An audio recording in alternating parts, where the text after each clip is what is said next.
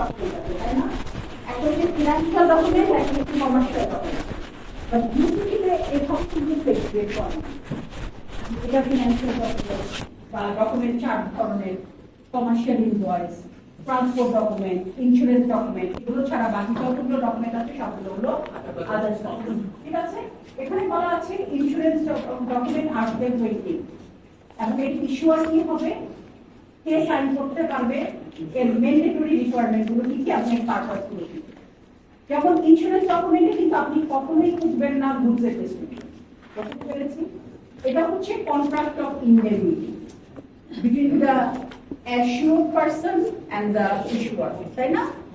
যে ইন্স্যুরেন্স করছেন এবং যে কোম্পানি তাকে ইন্স্যুরেন্স কম্পেনসেশন দিচ্ছে। তারপরে আপনি যখন বিল অফ লেডিং দেখছেন বা ট্রান্সপোর্ট ডকুমেন্ট দেখছেন, এটা মেইন পারপাসটা কি? Evidence of shipment. Evidence of shipment. এখানে কিন্তু আমি দেখবো না যে ইন্স্যুরেন্সের প্রিমিয়াম দেওয়া হয়েছে কিনা, বা ইন্স্যুরেন্সের কত পার্সেন্টেজ এটা প্রিমিয়াম দেওয়া হয়েছে, বা এটার এভিডেন্স এখানে ইস্যুয়ার কে বা ইস্যু কে, এটা কিন্তু আমি দেখছি না। ঠিক আছে? ঠিক তেমনি আচ্ছা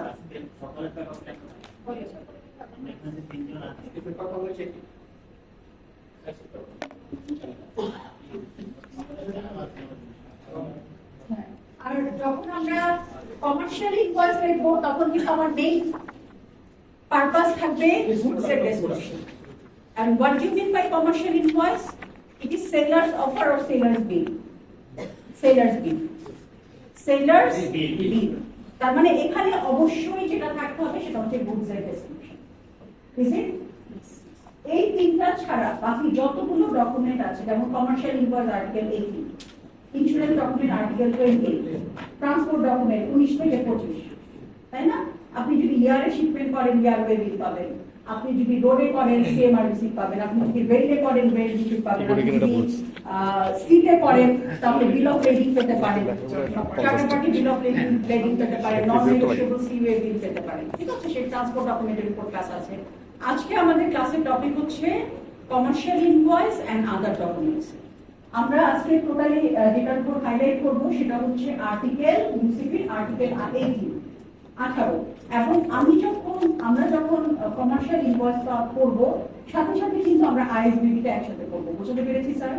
না হলে কিন্তু আপনারা সেটা রিলেট করতে পারবেন না। We should read UCP and ISBB in conjunction with each other. This is ISBB. আছে না আপনাদের সবার কাছে? আছে। এবং ইউসিপিও তো আছে। ওকে? আচ্ছা, এখন আমরা চলে যাই হচ্ছে আমাদের টপিকগুলোতে। যেমন এই যে ডকুমেন্টের কথা বলা হয়েছে, এখানে ইউসিপি প্রোগ্রাম ডকুমেন্ট। আমাদের মেইন পারপাস হচ্ছে ড্রাফটের কাজ তো আলাদা হবে। আমরা চলে যাচ্ছি কমার্শিয়াল ইনভয়েস। ওকে? আচ্ছা, আপনাদের চেষ্টা করব যে কমার্শিয়াল ইনভয়েস শেষ করে একটা সিমুলেশন করানো যায়। আচ্ছা, এখন দেখেন যে কোনো ডকুমেন্টের পারপাস থাকে। তো কমার্শিয়াল ইনভয়েসের মেইন পারপাস হচ্ছে আমি যে গুডসটা পারচেজ করেছি as a issuing bank or confirming bank or if any, যখন ডকুমেন্টটা আপনার কাউন্টারে কমার্শিয়াল ইনভয়েস হিসেবে প্রেজেন্টেড হবে তখন আপনি ডকুমেন্ট চেকার এক্সামিনার হিসেবে কোন কোন জিনিস দেখে আপনি দেখবেন যে ডকুমেন্টটা কমপ্লায়েন্ট প্রেজেন্টেশন এনশিওর করছে কিনা। এবং আমরা জানি অলরেডি কমপ্লায়েন্ট প্রেজেন্টেশনের যে ডেফিনেশন আছে, LC terms and condition, applicable provision of UCP 600 and ISBP 81, এবং যে বেস্ট প্র্যাকটিসগুলো আমরা ইউজ করছি। যেমন ছোট্ট আপনাদের একটা এক্সাম্পল দিই, সেটা হচ্ছে আপনারা কিন্তু ডোমেস্টিক রেগুলেশন অলরেডি পড়ে এসেছেন। আমরা বলেন তো মানে এলসি কোন ফিল্ডে আমরা ডকুমেন্ট রিকোয়ার করি? 46, তাই না? তো আপনি চেয়েছেন কমার্শিয়াল ইনভয়েস।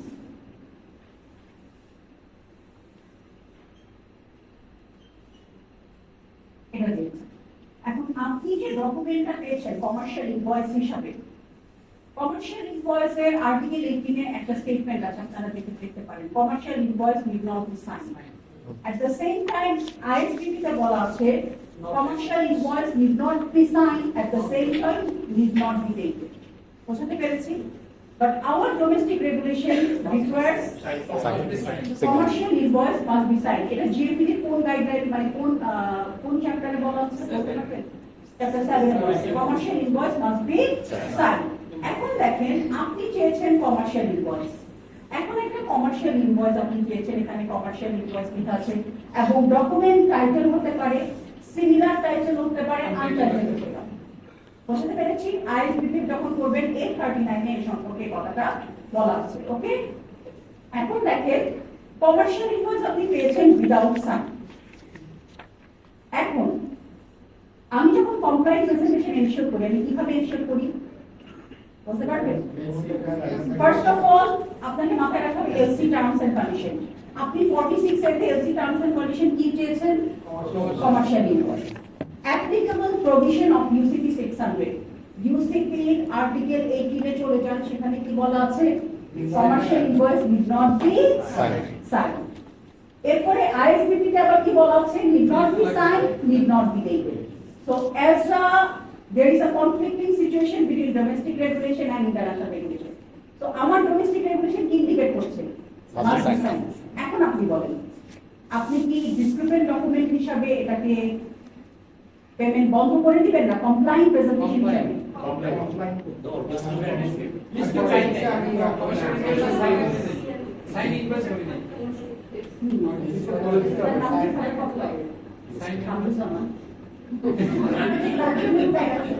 আচ্ছা বলেন বলেন এখন ডিসক্রিপেন্ট কারা কারা হাত তুলে দিতে?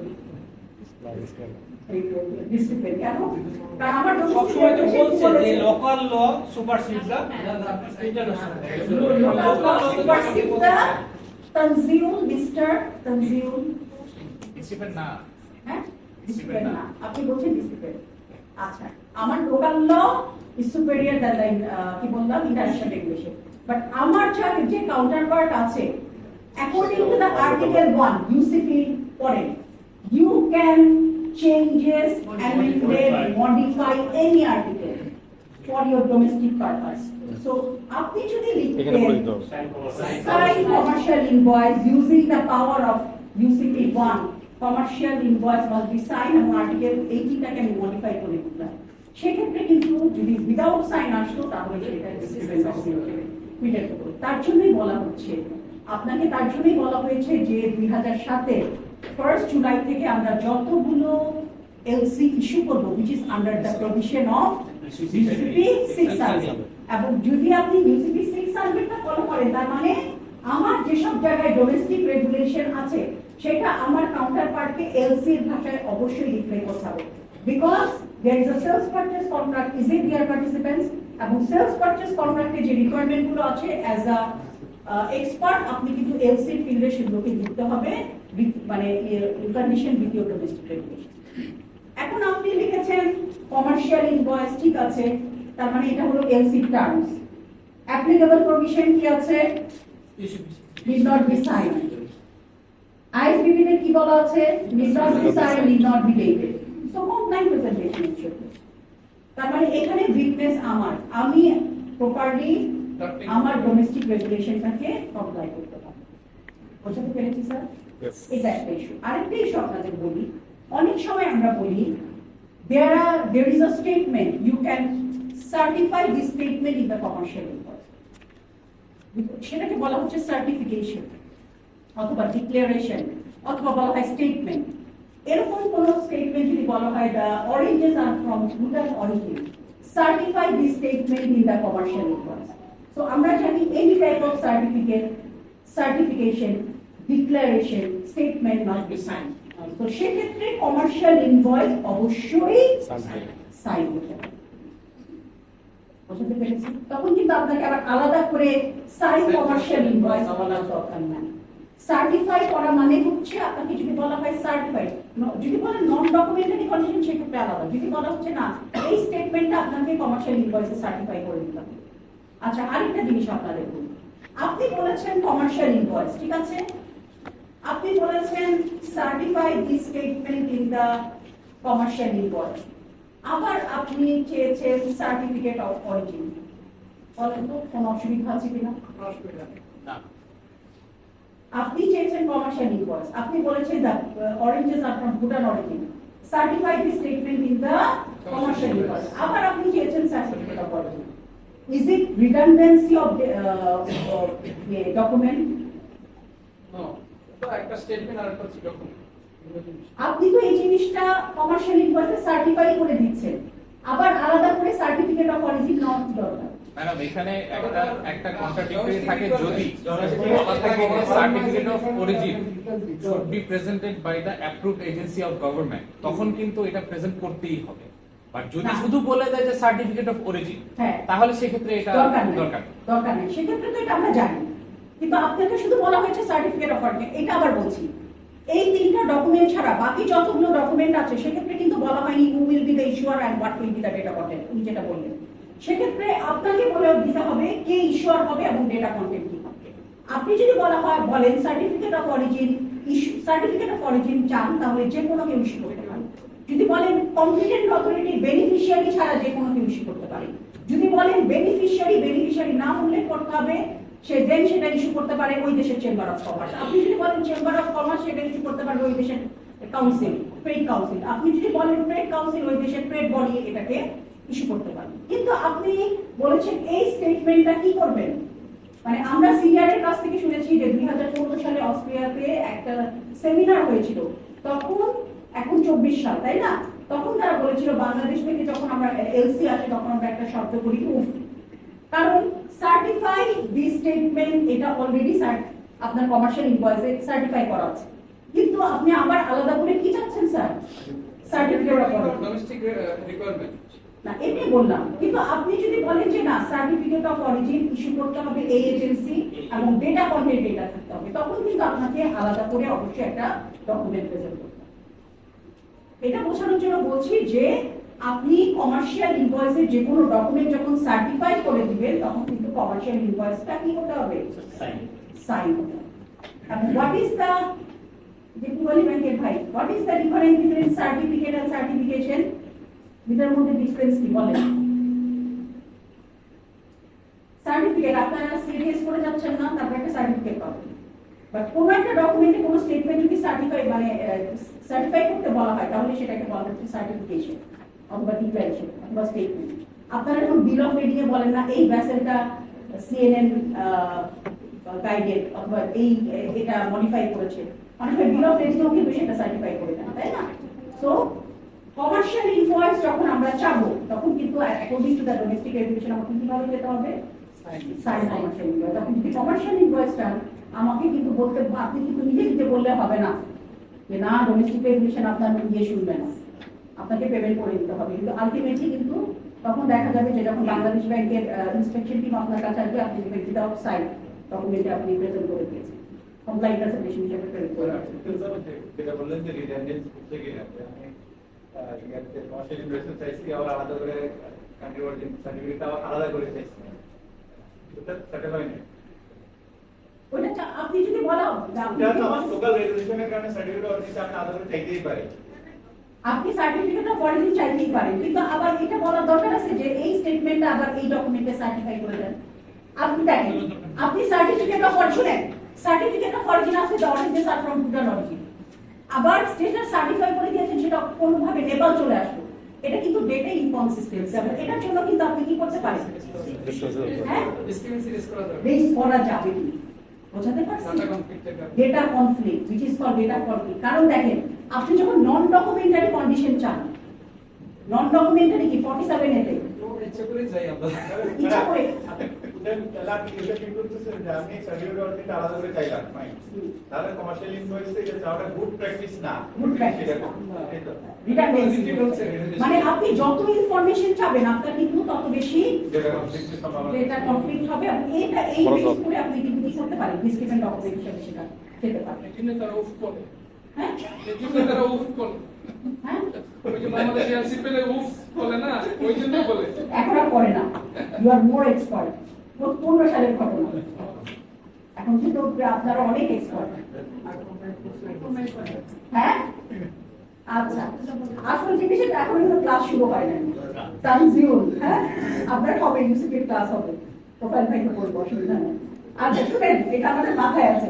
আচ্ছা এরপরে দেখেন আমরা যখন কমার্শিয়াল ইনভয়েসটা দেখবো, আমার কমার্শিয়াল ইনভয়েসের মেইন পারপাস কি থাকবে? গুডস এর ডেসক্রিপশন। এখানে একটা প্রশ্ন ছিল, হ্যাঁ বলুন। ইউআরসি 5 কোনো প্রশ্ন আসবে না আমাদের? হ্যাঁ 26 আর্টিকেল। দেখে এতে কি কোনো প্রশ্ন থাকলে পরীক্ষা হবে? এই পরীক্ষা এখন আনতেছে না, না আমি তো বলতেছি এখন না এটা 26 আর্টিকেল আছে, আপনার 26 আর্টিকেলই পড়তে হবে। করতে হবে, কিন্তু ওই যে আমাদের যে ক্লাসটা হলো, আচ্ছা আমি একটা ক্লাস নিয়ে নিব আপনাদের অনলাইনে 26 আর্টিকেলের মধ্যে। ঠিক আছে ঠিক আছে 24 25 26 পড়তে হবে। হ্যাঁ এটা আমরা পড়ে আসছি, অসুবিধা নেই, চিন্তা করেন না। আচ্ছা এখানে বলেছে দেখেন আইডেন্টিফাই ডিস্ট্রিবিউট। এখন আপনাকে দেখতে হবে একটা কমার্শিয়াল ইনভয়েসে মেইনলি যেটা থাকতে হবে, title is not mandatory. Similar title থাকতে পারে, আনটাইটেলও থাকতে পারে। তার মানে আমাকে যে জিনিসগুলো দেখতে হবে, ফিল্ড 50, 59, 45A, 32, 46, তাই না? এই ফিল্ডের সাথে আমার মিলছে কিনা। তো প্রথমে আমরা চলে যাই, দেখেন there is a difference between commercial invoice and pro forma invoice. Do you know what is the difference? আপনি যখন কমার্শিয়াল ইনভয়েস চাবেন, 46A তে আপনি ইনভয়েস চেয়েছেন, কমার্শিয়াল ইনভয়েস আসতে পারে, ট্যাক্স ইনভয়েস আসতে পারে, কনসুলার ইনভয়েস আসতে পারে, ফাইনাল ইনভয়েস আসতে পারে, এক্সেপ্ট দুটো ইনভয়েস আসতে পারবে না। সেটা হচ্ছে প্রো ফর্মা ইনভয়েস এবং pro forma invoice and provisional. What is the difference between pro forma invoice, provisional invoice and commercial invoice? এই দুটোর মধ্যে পার্থক্য কি? pro forma এবং provisional সেম। প্রথমে দেখেন এক্সপোর্টার, অ্যাপ্লিকেন্ট এবং বেনিফিশিয়ারির মধ্যে একটা সেলস পারচেজ কন্ট্রাক্ট হয়, এটাই কি ইনভয়েস? pro forma invoice। এর মধ্যে এখন কি শিপমেন্ট হয়েছে? না। এটার উপর ডিপেন্ড করে আপনি এলসি ইস্যু করেন, বেনিফিশিয়ারি এলসি পায়, দেন সে শিপমেন্ট করে। শিপমেন্ট করার পর সে যে প্রভিশনসেতে যে ডকুমেন্টগুলো রিকোয়ার্ড, সেই ডকুমেন্টগুলো আপনার ইস্যু ব্যাংকের কাউন্টারে প্রেজেন্ট হয়। তো সেক্ষেত্রে pro forma invoice is before shipment, provisional invoice is before shipment, but commercial invoice is এটা কিন্তু অনেক সময় আপনাদের বাইরে আছে। আপনি টাইটেল হিসাবে, স্যার টাইটেল হিসাবে কি করতে পারেন? ইনভয়েস চেয়ে যে কোনো ইনভয়েস আপনি দিবেন except pro forma invoice or provisional invoice. কেন? pro forma invoice is a contract between এখন কিন্তু যখন আপনি ইউসিপি করবেন তখন কিন্তু আপনি বায়ার সেলার বললে হবে না, আপনি বলবেন যিনি এক্সপোর্টার ওনাকে বলবেন বেনিফিশিয়ারি, আর যিনি ইম্পোর্টার তাকে বলবেন অ্যাপ্লিকেন্টের রিকোয়েস্টে ইস্যুইং ব্যাংক এলসি ইস্যু করে in favour of hmm? Beneficiary. Okay, তো সেই ক্ষেত্রে দেখেন আমরা যদি টাইটেল নিয়ে কথা বলি, এই যে প্রথমেই আসছে টাইটেল। প্লিজ আপনারা আইএসবিপি একসাথে করবেন, আইএসবিপি এবং ইউসিপি একসাথে করতে হবে। যেমন এখানে বলা হয়েছে when credit requires the presentation of an invoice without further description will be satisfied by any type of invoice. কি হতে পারে? কমার্শিয়াল ইনভয়েস, যেটা কাস্টমস ইনভয়েসটা কি কাস্টমস পারপাসে ইউজ হয়, ট্যাক্স ইনভয়েসটা ট্যাক্স পারপাসে ইউজ হয়, ফাইনাল ইনভয়েসটা ফাইনাল পারপাসে ইউজ হয়, কনসুলার ইনভয়েস ওই দেশের যে কনসুলার আছে সেটাকে সার্টিফাই করে দেয়, সেটা ওয়ান টাইপ অফ ইনভয়েস। কিন্তু এই দুটা ইনভয়েস আপনার থাকা দরকার, কারণ কি এটা হচ্ছে বিফোর শিপমেন্ট। এখন আপনি শিপমেন্ট কি করেন এটার উপর ডিপেন্ড করে আপনি যদি এটার টাইটেল আসে তাহলে সেটা কিন্তু ডিসক্রিপেন্ট ডকুমেন্ট হিসেবে ট্রিটেড হবে। তাহলে কি পান এরকম ডকুমেন্ট? এখন আর পাওয়া যাবে না, আগে পাওয়া যেত, তাই না? তাহলে পাওয়া না পাওয়া এস এবং এন। আচ্ছা এরপরে আমরা যেটা দেখবো, তাহলে আর আপনি যদি কমার্শিয়াল ইনভয়েস চান ভাইস ভার্সা, তাহলে ইনভয়েস আসতে হবে। ইনভয়েস কমার্শিয়াল ইনভয়েস আসতে পারে, ইনভয়েস আসতে পারে। ইনভয়েস কমার্শিয়াল ইনভয়েস যদি আপনি চান তাহলে ইনভয়েস আসতে পারে অথবা কমার্শিয়াল ইনভয়েস আসতে পারে। আবার ইনভয়েস আসলেও সেখানে লেখা থাকতে পারে this invoice is used for the tax purpose, there is no problem. যেটা আপনার ইউসিপিতে নেই, সেটা কোথায় আছে? সেটা আছে আইএসপি। তাহলে আমরা কি শিখলাম? যে আমি যখন কমার্শিয়াল ইনভয়েস নিয়ে আলোচনা করবো, আমার মেইন পারপাস থাকবে গুডস এর ডেসক্রিপশন, এবং গুডস এর ডেসক্রিপশন কি হবে, টাইটেল কি হবে, ইস্যুয়ার কে হবে, কার ফেভারে আমি সেটাকে ইস্যু করছি। প্রথমে আমরা দেখলাম হচ্ছে টাইটেল। আপনি চেয়েছেন কমার্শিয়াল ইনভয়েস, ম্যাডাম এখন কোনো টাইটেল আসলো না, ইজ ইট ডিসক্রিপেন্ট? নো। আপনি চেয়েছেন ইনভয়েস, এসেছে tax invoice, is it discrepant? No. আপনি চেয়েছেন ইনভয়েস, এসেছে proforma invoice, is it discrepant? ঠিক আছে, কেন এটা ডিসক্রিপেন্ট? Because there is an agreement between the applicant and the beneficiary. Okay? আর আপনি যদি কমার্শিয়াল ইনভয়েস চান, কমার্শিয়াল ইনভয়েস আসতে পারে, ইনভয়েস আসতে পারে। সেই ইনভয়েসে যদি লেখা থাকে this invoice is used for the customs purpose, tax purpose, তাহলে কিন্তু কোনো অসুবিধা নেই। ঠিক আছে? আচ্ছা, এখন দেখেন ইনভয়েসটা কে ইস্যু করবে?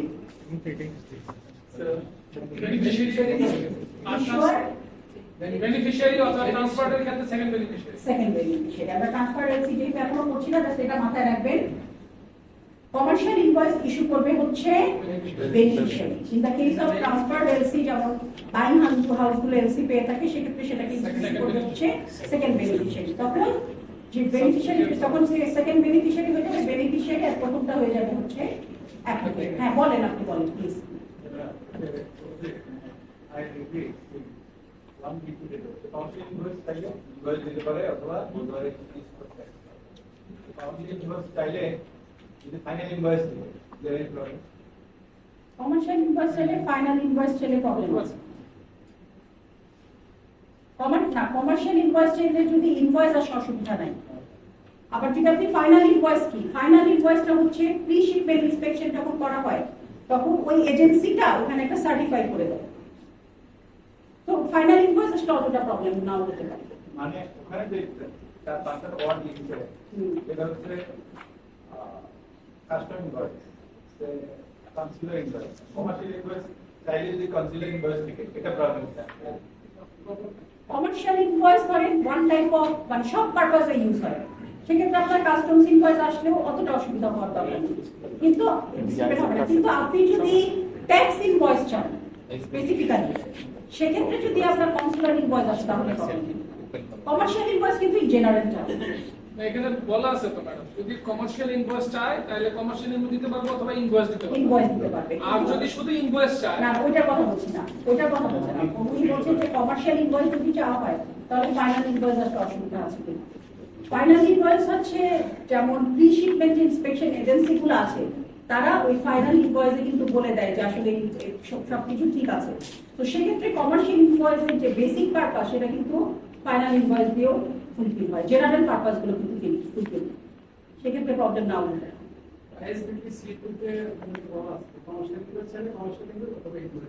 কিন্তু অনেক সময় দেখা যায় ফাইনাল ইনভয়েসও আসতে পারে না ম্যাডাম, এখানে কিন্তু এতে বলা আছে ইনভয়েস চাইলে ফাইনাল ইনভয়েস দিতে পারবে না। এটা তো বললামই, এটা হলো এক্সেপশনাল কেস।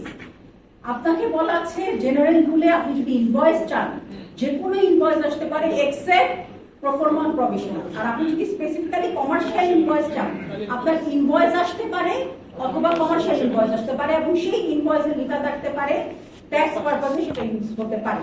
উনি বলেন যে যদি আপনি কমার্শিয়াল ইনভয়েস চান তাহলে ফাইনাল ইনভয়েস আসতে অসুবিধা আছে কিনা। ফাইনাল ইনভয়েস আসলে ওটাকে ওভাবে ওনারা দেখতেও পারেন, অসুবিধা নেই। কারণ ফাইনাল ইনভয়েসের মেইন পারপাস হলো যারা প্রি শিপমেন্ট ইন্সপেকশন আছে তারা আলাদা করে সেটাকে ট্রিট করবে। ঠিক আছে, তো এটার ক্ষেত্রে আপনার ইউসিপির যে ওপিনিয়ন গুলো আছে না, সেগুলো আরেকটু ভালো মতো দেখতে হবে। কিন্তু আইএসবিতে এটা স্পেসিফিক্যালি এই জিনিসটা বলা আছে। আপনার ওপিনিয়ন কি বলেন, আসতে পারে?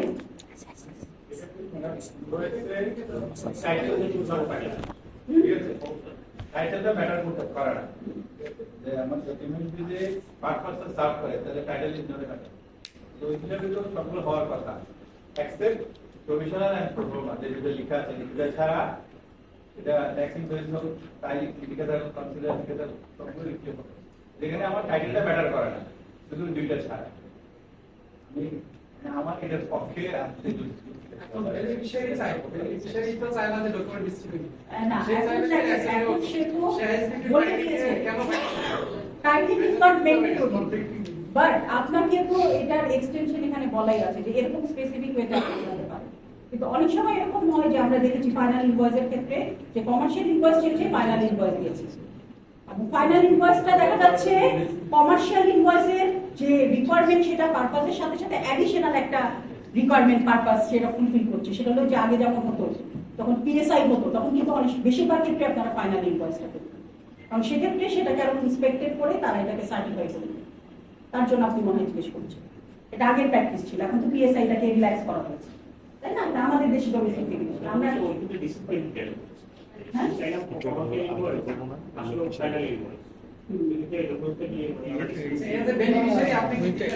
দিবেন না তো আপনি তো দিবেন না, আপনার শুনেন, আপনি তো পেমেন্ট পাবেন না। শুনেন, আপনি কোন ডকুমেন্ট দিয়ে পেমেন্ট পাবেন বলেন?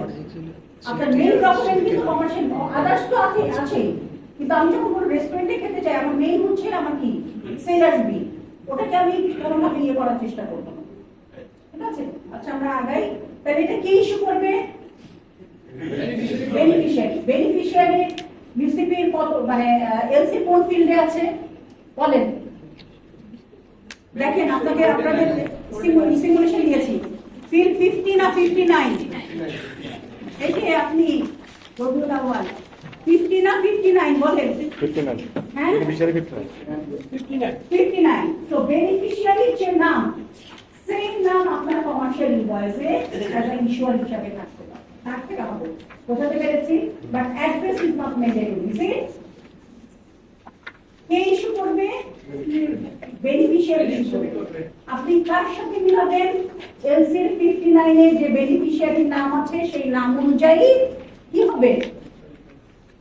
আপনার কমার্শিয়াল ইনভয়েসে অবশ্যই সেটা থাকতে হবে, but address is not mandatory, ঠিক আছে? আর কোনো কারণে কার নামে এটা ইস্যু করা হবে? অ্যাপ্লিকেন্টের ফিল্ড কি 50। সো 50 তে অ্যাপ্লিকেন্টের যে নাম আছে সেই নামই সেটা আপনি একটু শেষ করি, সেই নামই থাকতে হবে, একটু শেষ করি। তারপরে দেখেন বেনিফিশিয়ারি যদি তার অ্যাড্রেস চেঞ্জ করে তাহলে কে ইস্যু করবে?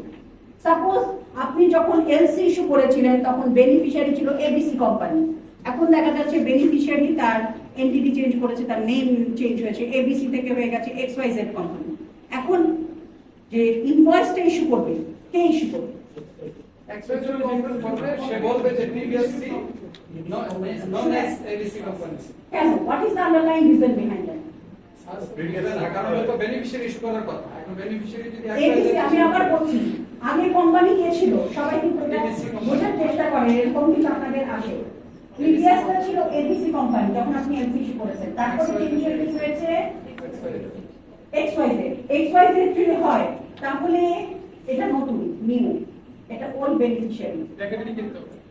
কমার্শিয়াল ইনভয়েসটা ইস্যু কে করবে? বেনিফিশিয়ারি। এখন যেহেতু নাম চেঞ্জ হয়েছে এটা কে ইস্যু করবে? Formally known as ABC। এবং ব্র্যাকেটে আমাকে লিখতে হবে কি ফর্মালি নোন অ্যাজ। কারণ কি আপনি যদি এই এবিসি যদি ইস্যু করে এর তো কোনো এক্সিস্টেন্সই নাই, নন এক্সিস্টেন্ট। আর এক্সওয়াইজেড যদি ইস্যু করে তখন ইস্যুইং ব্যাংক হিসাবে মিলান ভাই বলবে এটা আবার কি, আমি ইস্যু করেছি এবিসির নাম, বুঝতে পারছি? আপনি তখন তো বলবেন আমি তো এবিসি কে চিনি, আমি তো এক্সওয়াইজেড কে চিনি না, তখন এক্সওয়াইজেড ইস্যু করবে, ব্র্যাকেটে লিখে দিতে হবে ফরওয়ার্ডলি নোন অ্যাজ এবিসি। বুঝতে পেরেছি? হ্যাঁ বলেন ম্যাডাম, এক্ষেত্রে যদি এমন হয় যে এলসিতে ইস্যু করার সময় ক্রেডিট রিপোর্ট নেওয়া হয়েছিল এবিসি কোম্পানি, বাট ডকুমেন্টটা যখন আসে তখন যদি এরকম কমার্শিয়াল ইনভয়েসে থাকে যে XYZ company formally known as ABC, তখন কি যদি অ্যাড্রেসও চেঞ্জ থাকে সেক্ষেত্রে কি আবার ক্রেডিট রিপোর্ট নিতে হবে এরকম কিছু? একই লাইন অফ বিজনেস, একই সব কিছু না, লাইন অফ বিজনেস এলসিতে ইস্যু করার সময় যে ক্রেডিট রিপোর্টটা নেওয়া হয়েছিল এডিশনালি বলছি, আচ্ছা নেওয়া হয়েছিল তখন এবিসি কোম্পানি নেওয়া হয়েছিল এবং দেখা যাচ্ছে যে ইটস গুড টু গো, কিন্তু পরবর্তীতে যখন ডকুমেন্ট আসলো তখন দেখা গেল যে কমার্শিয়াল ইনভয়েসে লেখা XYZ formally known as ABC, সেই ক্ষেত্রে কি আচ্ছা তখন আপনি আবার আপনার credit report প্রয়োজন? রিস্ক মিটিগেট করার জন্য আপনি একটু দেখবেন আসলে সে কোম্পানিটা চেঞ্জ হয়েছে কিনা। কিন্তু দেখেন যে না ইজিলি ট্রেসেবল, আপনি বুঝতে পারছেন যে আসলে বেনিফিশিয়ারি চেঞ্জ তখন হয়েছে। ক্রেডিট রিপোর্ট দিয়ে তখন কি আপনি- মানে আপনি পেমেন্ট করার আগে তো অথেন্টিসিটিটা দেখতে পাবেন। আপনারা তখন পেমেন্ট আটকাতে পারবেন না। আপনি তো আপনাদেরকে দিয়ে দেখে নিতে পারেন, হ্যাঁ যে আমার আসলে তারা কি আছে। আর এরকম হয় যে যখন নামটা চেঞ্জ হবে তখন কিন্তু সে আগে থেকে আপনার সাথে একটু কথাবার্তা বলে নেয় যে আমার এরকম একটা কোম্পানি আছে নাম চেঞ্জ হয়েছে। এখন আপনি দেখবেন ক্রেডিট রিপোর্টে আপনারা দেখেছেন ক্রেডিট রিপোর্টের যে ক্লাসটা হয়েছিল দেখেন তখন কিন্তু একটা জিনিস দেখেছেন যে নেম চেঞ্জ বারবার কিন্তু রিফ্লেক্টেড হয়েছে। ঠিক আছে, আবার ক্রেডিট রিপোর্ট নেওয়া মানে এটা কিন্তু যুক্তিসঙ্গত হবে না, কারণ যদি এটা সাইট হয় তাহলে কি যেদিন ডকুমেন্ট প্রেজেন্ট করবে যদি কমপ্লাইন হয় সেদিন থেকে কিন্তু আপনি পেমেন্ট প্রসিডিউর করবেন। তো একটা ক্রেডিট রিপোর্টের জন্য আবার সেটাকে অফ করে রাখা কিন্তু এটা একটা ব্যাড প্র্যাকটিস। ওকে, হ্যাঁ বলুন। ইস্যুটা সেক্ষেত্রে কি রিভাইজ দিয়ে ভেরিফিকেশন না না ওইটা দিয়ে হবে ফরওয়ার্ডিং নোন অ্যাজ হবে আপনার ওই লিগারি নেম চেঞ্জ হয়ে না ওই এসি করতে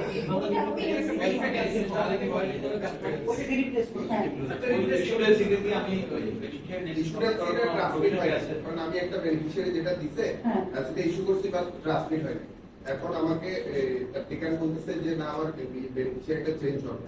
হ্যাঁ, সেম শর্ট ইস্যু হয় না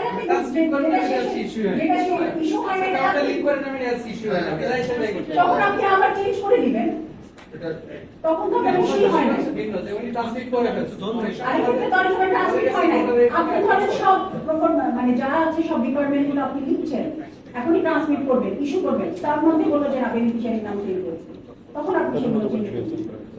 হ্যাঁ ওটা মানে সেক্ষেত্রে যদি ইস্যুড হয়ে যায় ট্রান্সমিটেড হয়ে যায় ক্যান্সেল করা যাবে না কোনো ওটা আপনার হ্যাঁ আমরা কিন্তু আমরা অনেক সময় তারা ফোর্স করে যে দুবার ক্লোজ করতে চান, দেখো যার সাথে এগ্রিমেন্ট হলো সে বলল যে আমরা আরেকজনের সাথে প্র্যাকটিস করে বেনিফিশিয়ারি চেঞ্জ করতে চান, অ্যামেন্ডমেন্ট এটা আমরা করা উচিত। আরেকটা জিনিস মনে রাখবেন, ঘন ঘন অ্যামেন্ডমেন্ট, ঘন ঘন চেঞ্জ, লাস্ট মোমেন্টে চেঞ্জ, এগুলো কিন্তু টিবিএম এর ইস্যু, তাই না? টিবিএম এর অ্যালার্ট না, অনেক সময় দেখবেন লাস্ট মোমেন্টে চেঞ্জ করতে যাচ্ছে, বারবার চেঞ্জ করতে যাচ্ছে, তবে যে আসলে তো খেয়াল করছে না। হ্যাঁ, তো এই জিনিসগুলো আমাকে মাথায় রাখতে হবে।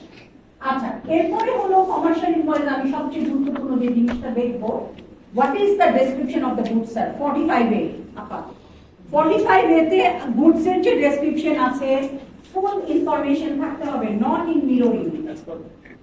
মিররিং হওয়ার দরকার নাই, কিন্তু যে ইনফরমেশন গুলো আছে সবগুলো ইনফরমেশন সেখানে রিফ্লেক্টেড থাকতে হবে। বোঝাতে পেরেছি? যেমন দেখেন এখানে কি বলা আছে, detail of the goods may be stated in the number of areas within the invoice when read together represent a description of the goods corresponding to that in a frame. যেমন দেখেন এখানে কি বলেছে একটু খেয়াল করেন, আপনারাই বলেন ঠিক আছে কিনা। 45 এটা বলেছে ডেসক্রিপশন অফ গুডস এর কথা বলা হয়েছে, দেখেন তো কি কি আছে, তাই না? আপনি যে কমার্শিয়াল ইনভয়েসটা পেয়েছেন দেখেন তো সবকিছু আছে কিনা।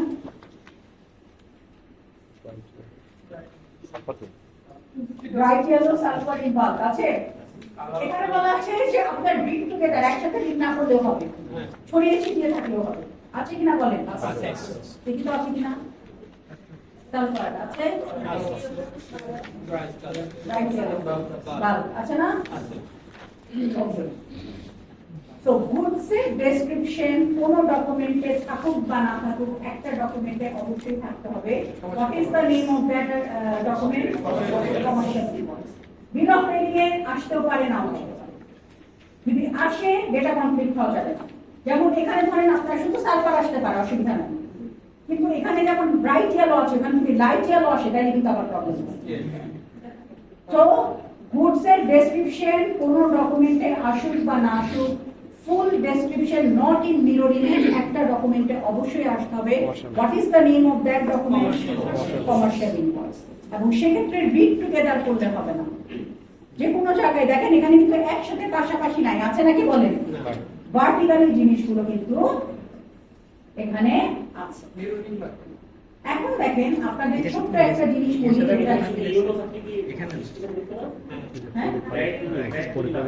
অবশ্যই অবশ্যই, কারণ ব্রাইট ইয়েলো যদি না হয় আপনার টেক্সচার আপনার মানে কেমিক্যালের নেচারই কিন্তু চেঞ্জ হবে। যদি চাই অরেঞ্জ আমি দিলাম সাইট্রাস, হ্যাঁ তো ঠিক আছে, অরেঞ্জ চাইলাম আমি দিলাম সাইট্রাস, সাইট্রাসের মধ্যে তো অনেক কিছু হবে, অরেঞ্জ কিন্তু আপনি সাইট্রাসটা যদি বিল অফ লেডিং এ বলেন সেক্ষেত্রে প্রবলেম নেই। কিন্তু আপনাকে অরেঞ্জ বলতে হবে। আবার আপনি যদি সার্টিফিকেট অফ অরিজিনের সাইট্রাস বলেন সেক্ষেত্রে অরেঞ্জের মতোই, সেক্ষেত্রে অসুবিধা নেই, কিন্তু আপনার কমার্শিয়াল ইনভয়েসে গুডসের ফুল ডেসক্রিপশন হতে হবে। কেডিতে যা থাকে আমরা ম্যাডামকে একটু আগে দিতে নালে দুইটা আচ্ছা, এখন দেখেন আপনারা তো ইয়ে করেছেন তাই না, ইম্পোর্টান্টস অরেঞ্জেস থাকলে অরেঞ্জেসই আসতে হবে, সাইট্রাস থাকলে হবে না। সাইট্রাস বলতে অনেক ধরনের গুড বোঝায়, বুঝাতে পেরেছি? হ্যাঁ, বিভিন্ন ধরনের বিভিন্ন নেচারের বিষয়। যেমন দেখেন আপনি 45 এতে পেয়েছেন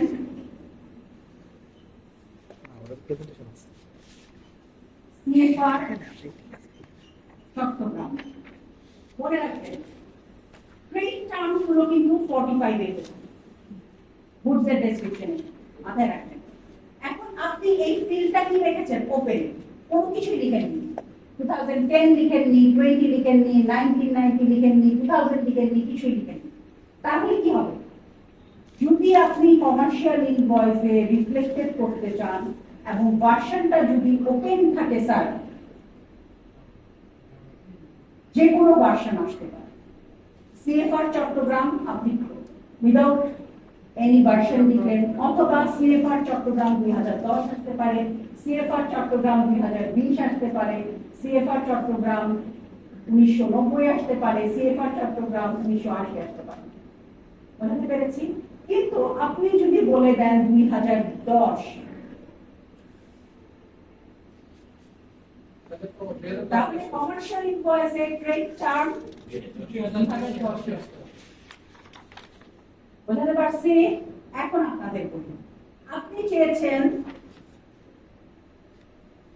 ডিএডি চট্টগ্রাম, কোন ভার্সন দিলেন, এখন আর যে কোনো ভার্সন আসতে পারে না। এখন আপনার কমার্শিয়ালে আসলো ডিএডি চট্টগ্রাম 2020, ওটার নাম মনে দেখি না আপনাদের? হ্যাঁ বলে নিগার সুলতান আপাত বলেছেন ডিস্ট্রিক্টে, ভেরি গুড, ওয়াই ডিস্ট্রিক্টে, আপনারা কি বলেন?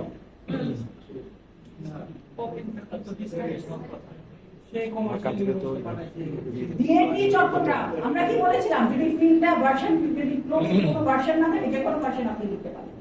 তো ডিএডি চট্টগ্রাম এসেছে কমার্শিয়াল ইনভয়েসে কি আসছে 20, is it discrepant or not discrepant? আচ্ছা discrepant কারা কারা হাত তুলে দিতে দেখি। ওকে, not discrepant ডিএডি কি 2020 এ ছিল? আপনারা ইনফোগ্রাফিক্স ক্লাস করেছেন, রোলার কোস্টারে কিছু চড়ছেন, বারবার বলছে একেবারে রোলার কোস্টারে ডিএডি 2020 সালে ছিল না, 2010 আবার আপনাদের যদি বলি ডিপিইউ চট্টগ্রাম ওপেন ফিল্ড আসবে 2010 চলে আসলো, তাইলে কি হবে? হ্যাঁ, তাহলে আমাদের ফ্ল্যাট রেগুলেশন কি, যদি কোনো ভার্সন না থাকে আমার কমার্শিয়াল ইনভয়েস আমি যে কোনো ভার্সন লিখতে পারবো, কিন্তু ডিএডি এবং ডিপিইউ ক্ষেত্রে আমার মাথা দেখতে হবে কোন জিনিসটা এখানে বলা আছে। নাম্বার 1, নাম্বার 2, আমার দেশের ডোমেস্টিক রেগুলেশন হলো আমাদের বলা হয়েছে আইপিও 21 থেকে 24 চ্যাপ্টার 1-এ যখন যে ইম্পোর্টান্সটা ইউজ হচ্ছে স্যার সেই ইম্পোর্টান্সটাই আমি ইউজ করবো, তার মানে আমি কোনো ওপেন ভার্সন রাখবো না, আমি লিখে দিব CFR চট্টগ্রাম 2020। বোঝাতে পারছি? বোঝাতে পারছি কিনা বলেন? তাহলে ট্রেড টার্মের রেগুলেশন কি আপনি যখন দেখবেন অবশ্যই দেখবেন পরীক্ষায় সিমুলেশনের ট্রেড টার্ম নিয়ে একটা সিমুলেশনের একটা স্টেটমেন্ট থাকবে, সেখানে কি বলা থাকবে? যদি ওপেন ফিল্ড থাকে যে কোনো ফিল্ড আপনি লিখতে পারবেন, যদি ক্লোজ ফিল্ড থাকে ক্লোজ ভার্সন থাকে যেই ভার্সনটা আছে সেই ভার্সন।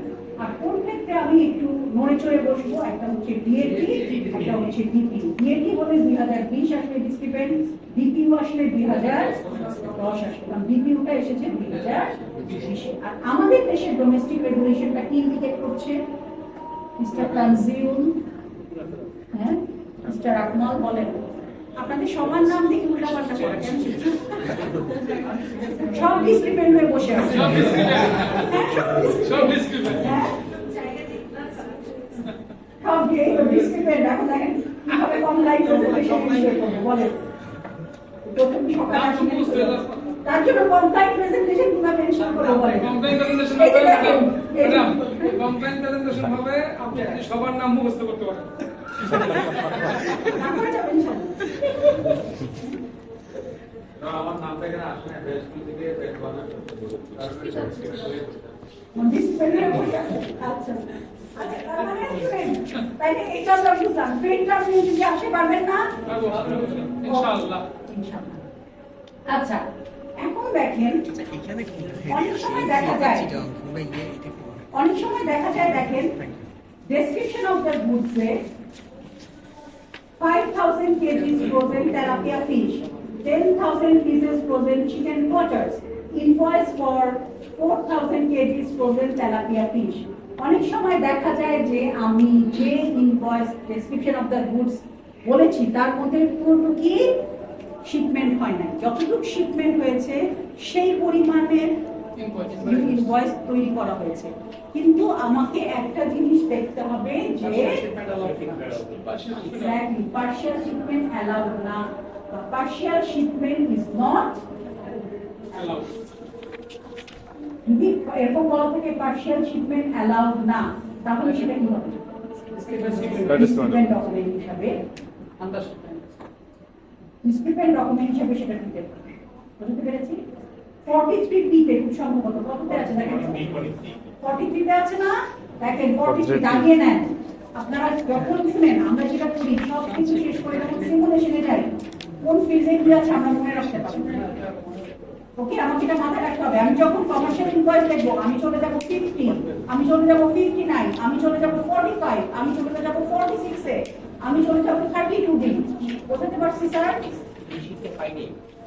আচ্ছা, আমি বুঝছি।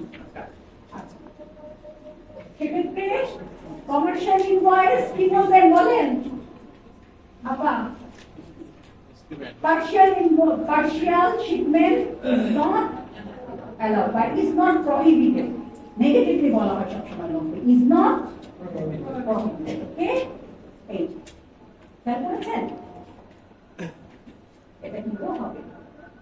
আচ্ছা, এখন দেখেন ম্যাডাম, যদি নিচে 4000 এই যে কেজি বলা, সেখানে যদি ফাইনাল শিপমেন্ট বা এরকম কিছু বলা থাকে, মানে যে সে এরপরে আর কোনো শিপমেন্ট করবে না, মানে সেটা কি কোনো মিনিং প্লেস করে কিনা? ফাইনাল শিপমেন্ট অ্যালাউড বলা আছে, বাট সে বলছে যে সে 4000 40,000 পাঠাবে। ফাইনাল সাথে কোনো কিছু যায় না। আচ্ছা দেখেন, এখানে একটা কথা একটু বলে রাখি, সেটা হচ্ছে আপনি অ্যাডিশনাল ইনফরমেশন দিতে পারেন। বোঝাতে পারছি? গুডসের ডেসক্রিপশনের সাথে আপনি অ্যাডিশনাল ইনফরমেশন দিতে পারেন, কিন্তু অ্যাডিশনাল ইনফরমেশন যাতে গুডসের ক্লাসিফিকেশন নেচারটাকে ইমপ্যাক্ট না করে। যেমন ছোট্ট একটা এক্সাম্পল আপনাদেরকে খেয়াল করেন, 45 এটা আপনি কি চেয়েছেন? সিঙ্গেল, মনোযোগ সহকারে দেখতে হবে, 4 কপার কন্ডাক্টর PVC ইনসুলেটেড কেবল 450/70 ভোল্ট BSL DS 6004 ডট 1975। বোঝাতে পারছি? বোঝাতে পারছি কিনা বলেন? বোঝাতে পারিনি? হ্যাঁ, এই ডেসক্রিপশনটা আপনার ইনভয়েসে প্রেজেন্টেড কিভাবে হচ্ছে দেখেন। সিঙ্গেল আছে না, 4 আছে, কপার আছে, কন্ডাক্টর আছে, PVC আছে, ইনসুলেটেড আছে, কেবল আছে, 450-470 ভোল্ট BS, এটা ডটের জায়গায় স্ল্যাশ বলে, এই স্ল্যাশ ঠিক আছে কিনা? এখন এখানে শুনেন, সমস্যা নাই। এখন এখানে অ্যাডিশনাল ইনফরমেশন হিসাবে কি আছে? Eurocap brand on reels each 85 yards, মানে এই রিলগুলো 85 ইয়ার্স, মানে ইচ রিলে 85 ইয়ার্স করে এভাবে প্যাকিং হবে। গুডসের নেচার কিন্তু চেঞ্জ হয় না। এখন আপনারা যদি বলেন যে এটা ড্যাশ ছিল, এটা স্ল্যাশ হয়েছে, এটা ডট ছিল, এরকম যদি হতো 75 এর জায়গায় 76, BS এর জায়গায় AS, 6000 এর জায়গায় 5000, তাহলে সেটা ডিসক্রিপেন্ট ডকুমেন্ট সেটা ডিটেইলস। এখন আপনারা আইএসবিটিতে দেখতে পারেন, আমরা অনেক সময় বলি না invoice oblique bill of lading, either or হয়ে যায় কিন্তু বোঝাতে পারছি আপনারা যখন আইএসবিটি করবেন তখন দেখবেন আপনি যদি স্ল্যাশ চান invoice oblique packing list invoice দিলেও অসুবিধা নাই প্যাকিং লিস্ট দিলেও অসুবিধা নাই অথবা দুটো দিলেও অসুবিধা নেই কিন্তু আমি যখন একটা মেশিনের মানে স্পেসিফিকেশন ডেসক্রাইব করব আপনি যদি স্ট্যান্ডার্ড দেখেন এভাবেও এটাকে লেখা যায় এভাবেও লেখা যায় এই সিম্পল ড্যাশ এবং ডটের জন্য আপনি কিন্তু ডিসক্রিপেন্সি অ্যারাইজ করতে পারেন না আপনি কি কারণে পারেন আপনি মানে কি কারণে কনফিউজ হবেন না যখন দেখা যায় যে আপনি ডকুমেন্ট রিকোয়ার করবেন তখন কোনোভাবেই আমি স্ল্যাশ চাব না স্ল্যাশ চেলে কি হয় যদি বলা হয় প্রোফর্মা ইনভয়েস স্ল্যাশ অর হয়ে যায় commercial invoice slash certificate of origin সেটা কি ইন্ডিকেট করছে আইদার 50/50 সিনথেটিক অবলিক কি কটন তাহলে এটা কি 50 দুইটার মধ্যে কি 50-50 করে থাকতে হবে না 100টা শার্টের মধ্যেই 50-50 কম্পোজিশন থাকতে হবে এটা কিন্তু কনফিউজ হয়ে যায় তো সেক্ষেত্রে এই জিনিসটা আলাদা কিন্তু এখানে এই অ্যাডিশনাল ইনফরমেশনের জন্য কিন্তু গুডস এর ক্লাসিফিকেশন চেঞ্জ হয়েছে নাকি বলেন চেঞ্জ হয়নি okay this is the additional information ওকে এখন বলেন তো এটা চেঞ্জ হয়েছে কিনা হয়েছে আপনি কি চেয়েছেন hydraulic drilling rig second hand hydraulic drilling rig Farida আপনি কি এসেছে সেকেন্ড হ্যান্ড ওখানটা এমটা দেই নাই হ্যাঁ তারপর আপনি চেয়েছেন সুইট শুজ এটা হচ্ছে ন্যাচারাল এটা কি এসেছে ইমিটেশন তাহলে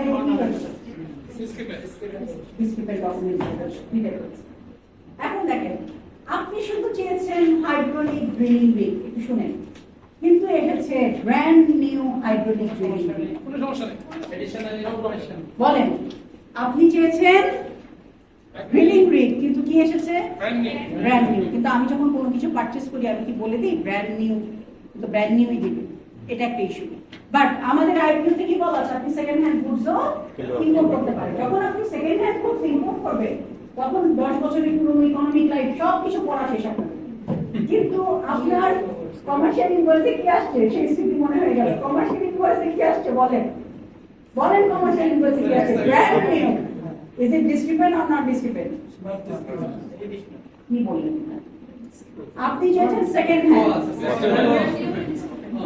ব্র্যান্ড নিউ হলে খুশি হওয়ার কোনো দরকার নাই সেকেন্ড হ্যান্ডই আসতে হবে বোঝাতে পারছি আপনি যদি বলেন শুধুমাত্র ড্রিলিং রিগ সেক্ষেত্রে ড্রিলিং রিগ আসলে অসুবিধা নাই ব্র্যান্ড নিউ আসলে অসুবিধা নেই সেকেন্ড হ্যান্ড আসলে আপনি যদি চান সেকেন্ড হ্যান্ড ড্রিলিং রিগ সেক্ষেত্রে সেকেন্ড হ্যান্ড ড্রিলিং রিগ আসলে অসুবিধা নাই যদি আসে ড্রিলিং রিগ সেক্ষেত্রে অসুবিধা আছে সেকেন্ড হ্যান্ড সম্পর্কে বলা হয় না যদি বলা হয় ব্র্যান্ড নিউ সেক্ষেত্রে সমস্যা বুঝাতে পেরেছি গুডসের ক্লাসিফিকেশন আমরা এটা কিন্তু অনেক সময় দিই আপনাদের প্রথমে যেটা দিলাম বেনিফিশিয়ারি নাম চেঞ্জ হতে পারে গুডসের ডেসক্রিপশন আমরা চেঞ্জ করে দেই ট্রেড টার্ম গুলো চেঞ্জ করে দেই কমার্শিয়াল ইনভয়েস থেকে অবশ্যই সিমুলেশন আসে আপনাদের ফাইনাল ওকে ডিসক্রিপেন্ট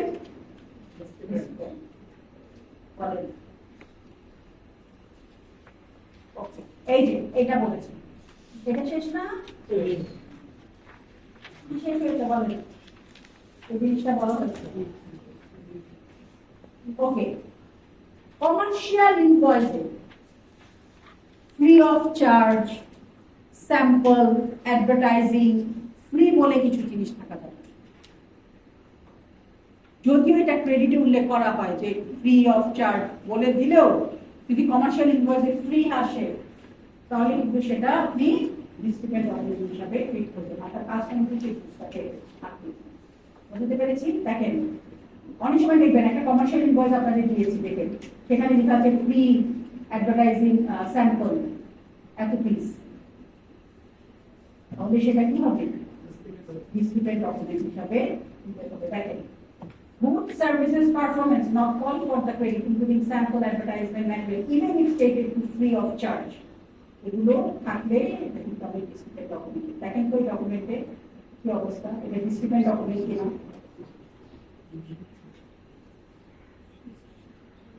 বলে ডকুমেন্ট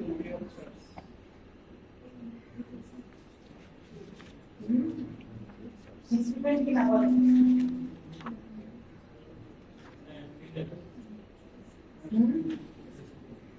আন্ডারলাইন তো করেই দিছি পরীক্ষায় তো আর আন্ডারলাইন করে দিব হ্যাঁ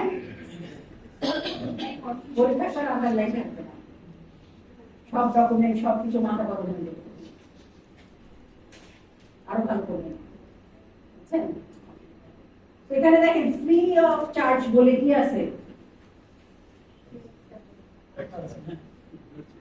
সেক্ষেত্রে এটা কি হবে ফ্রি অফ চার্জ বা অ্যাডভার্টাইজমেন্ট স্যাম্পল যেমন আমাদের স্যাম্পল আমরা এক্সপোর্ট করতে পারি স্যাম্পল ইম্পোর্ট করতে পারি এটা ইনভয়েস যদি আসে এবং আমরা তার জন্য কিন্তু বলে দিই স্যাম্পল কি what you mean by sample commercial value নাই এবং মিনিমাম ভ্যালু এবং ইজিলি প্রেসেবল ওকে তার জন্য কিন্তু আপনাদের ডোমেস্টিক রেগুলেটর একদম এত কিছু পড়ানো হয়েছে ট্রানজিও আপনি হ্যাঁ তাহলে আপনি কোন দিকে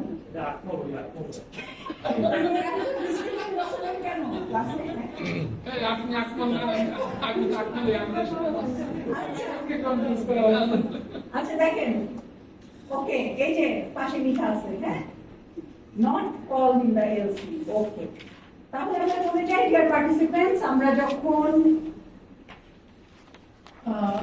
কমার্শিয়াল ইনভয়েসটা দেখবো প্রথমে আমরা দেখবো হু উইল বি দ্য ইস্যু অবশ্যই থাকতে হবে এবং ফিল 59 এ যার নাম আছে তার নামই থাকতে হবে অ্যাড্রেস ইজ নট ম্যান্ডেটরি কিন্তু আপনি অ্যাড্রেস দিলেন ভুল অ্যাড্রেস দিলেন তাহলে প্রবলেম অ্যাড্রেসটা আমাকে চেক করতে হবে না কিন্তু যদি থাকে যদি ভুল অ্যাড্রেস থাকে আছে লন্ডন এসেছে আমেরিকা সেক্ষেত্রে আপনার ভুল অ্যাড্রেস থাকে সেক্ষেত্রে আপনার প্রবলেম আছে ওকে দেশের ক্ষেত্রে অ্যাপ্লিকেন্টের নাম থাকতে হবে তার মানে আপনি যখন কমার্শিয়াল ইনভয়েস সিমুলেশন করবেন আপনি কোন কোন জিনিসগুলো দেখবেন অ্যাপ্লিকেন্টের নাম মিলছে কিনা ওকে আমরা অনেক সময় অ্যাপ্লিকেন্টের নাম চেঞ্জ করে দিই এবিসি ওখানে এক্সওয়াইজেড করে দিই ঠিক আছে এরপরে কি বলেছি বেনিফিশিয়ারির নাম কি থাকতে হবে না থাকতে হবে না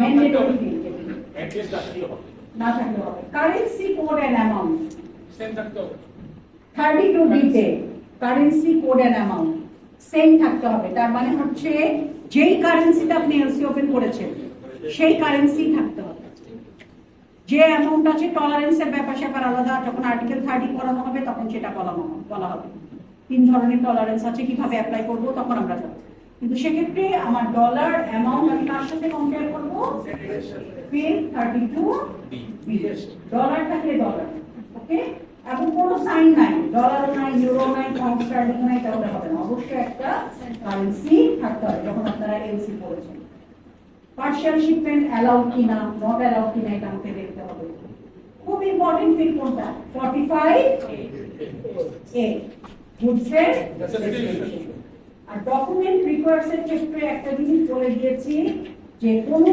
ভাবে যদি আপনাকে বলা হয় যে একটা স্টেটমেন্ট আপনি কমার্শিয়াল ইনভয়েসে সার্টিফাই করে দেন তাহলে ওই কমার্শিয়াল ইনভয়েসটা অবশ্যই sign date is not mandatory কিন্তু আপনাকে কমার্শিয়াল ইনভয়েসটা সাইন তাহলে রিকোয়ারমেন্ট কি বলতে পারবেন একজন ইস্যুয়ার মানে অ্যাপ্লিক্যান্ট তারপরে তার নামে ইস্যু হচ্ছে name of the applicant currency LC currency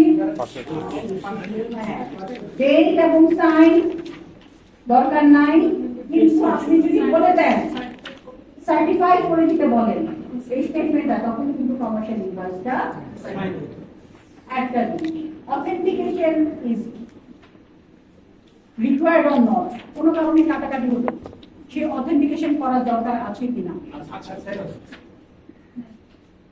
মনে রাখতে হবে যেটা বেনিফিশিয়ারি নিজেই ইস্যু করে সেক্ষেত্রে যদি কোনো ধরনের কাটাকাটি হয় আপনার অথেন্টিকেশনের দরকার নেই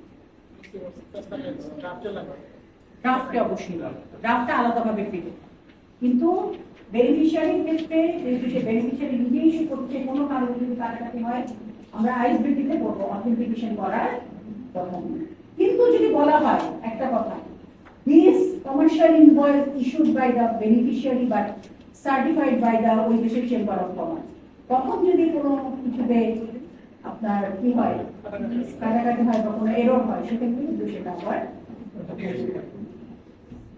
এইটা গেল। ওকে,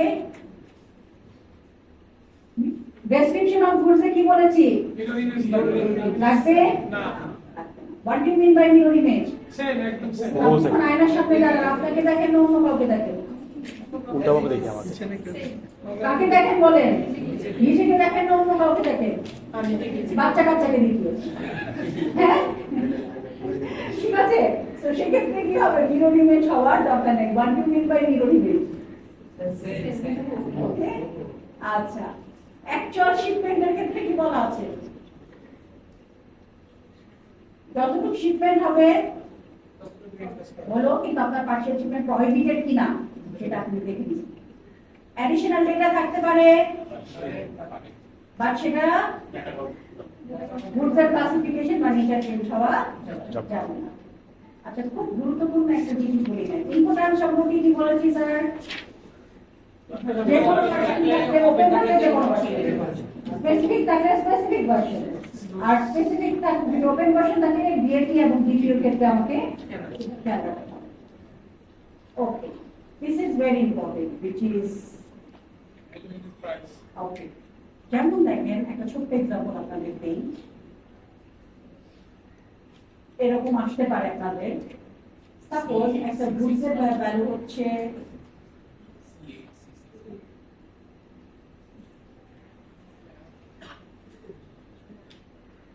$1,50,000, ওকে, গুডস এর ভ্যালু। এখন আপনার একটা ক্লায়েন্ট চায়নার একটা ফেয়ারে গিয়েছে ক্যাপিটাল মেশিনারি পারচেজ করাতে, তখন তারা বললো যে আপনি কিছু অ্যাডভান্স পেমেন্ট করেন। বোঝাতে পারছি? কারণ মোস্ট অফ দ্য কেসে কি হয়, চাইনিজ যারা সেলার আছে তারা কিন্তু অ্যাডভান্স চায়। তো সেক্ষেত্রে আপনি 50,000 অ্যাডভান্স করে আসলো আপনার ক্লায়েন্ট। এখন সে আসলো আপনার কাছে, এসে বললো যে গুডসের ভ্যালুটা 1,50,000 টাকা। আপনি এলসি, আমি অলরেডি 50,000 টাকা আমি অ্যাডভান্স পেমেন্ট করে দিয়েছি, তো এলসি আপনি কত টাকা ইস্যু করবেন? এলসি আপনি কত টাকার জন্য ইস্যু করবেন? 50,000 টাকা দিয়ে দিয়েছেন, 1,00,000 টাকার জন্য আপনি এলসিটা ইস্যু করবেন, তাই না? এক্স্যাক্টলি। কমার্শিয়াল ইনভয়েস যেটা আসবে সেটা কিন্তু আপনার কাছে আসবে 1,50,000 টাকা, কিন্তু ড্রাফট যেটা আপনার কাছে আসবে সেটা আসবে কিন্তু 1,50,000 মাইনাস ক্যাশ ইন অ্যাডভান্স করে 50,000 আপনাকে পেমেন্ট করতে হবে কত? বুঝতে পেরেছি? আমরা দেখি অনেক সময় আমাদের যে প্রোফর্মা ইনভয়েস থাকে সেখানে কিন্তু মিক্স পেমেন্ট মেথডেও আমরা ট্রানজাকশন করি। বুঝতে পেরেছি? তো এক্ষেত্রে কি বলা আছে যে any type of deduction, any type of discount যদিও ক্রেডিটে উল্লেখ করা না থাকে, আপনি কিন্তু সেক্ষেত্রে ওই 1,00,000 টাকার এলসি আপনি ওপেন করবেন, কিন্তু আপনাকে দেখতে হবে গুডস এর ভ্যালু কত আছে। 1,50,000 টাকা আপনাকে আগেই পেমেন্ট করা হয়েছে, 1,00,000 টাকা, কিন্তু ইনভয়েস যখন প্রেজেন্ট করবে 1,50,000 টাকায় প্রেজেন্ট করবে। কারণ যদি 1,00,000 টাকার প্রেজেন্ট করে তাহলে কিন্তু কাস্টমস 50,000 টাকার $50,000 যে ট্যারিফ ডিউটি সেটা থেকে ডিক্লাইন করে। কিন্তু যখন আপনার কাছে ড্রাফট, যদিও ড্রাফটটা বলা হয় ডিসকারেজ করা হয়, ইউসিবিকে অলরেডি আপনি একটা ইররিভোকেবল আন্ডারটেকিং দিচ্ছেন, আবার কেন ড্রাফট ইস্যুইং ব্যাংকের উপর ড্র করা হবে, তাই না? তখন আপনারা কি করেন বলেন? তখন কি করেন? আমরা ড্রাফটটাকে ডিসকারেজ করি, কিন্তু ড্রাফট প্রেজেন্টেড বলে ড্রাফট ডিপার্টমেন্ট থাকে, সেক্ষেত্রে কি করতে হবে? আপনার কাছে কিন্তু ড্রাফট 1,50,000 টাকার হবে না, সেটা কত টাকা হবে? হবে না। ঠিক আছে, সেই জিনিসটা আমরা অনেক সময় মিক্স পেমেন্ট মেথডে এটা করি।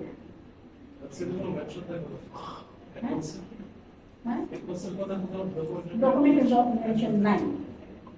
যদি এখন হয়েছে আপনি এলসি ওপেন করছেন $1,00,000 এখানে 50 আগে পাঠাইছেন, তখন মিক্স পেমেন্ট আছে, তখন $1,00,000 হবে, বাট ইনস্ট্যান্ট এলসি খোলার পরে আপনার চলে যাবে। এই যে দেখেন, দেখেন an invoice will indicate advance payment, দেখেছেন?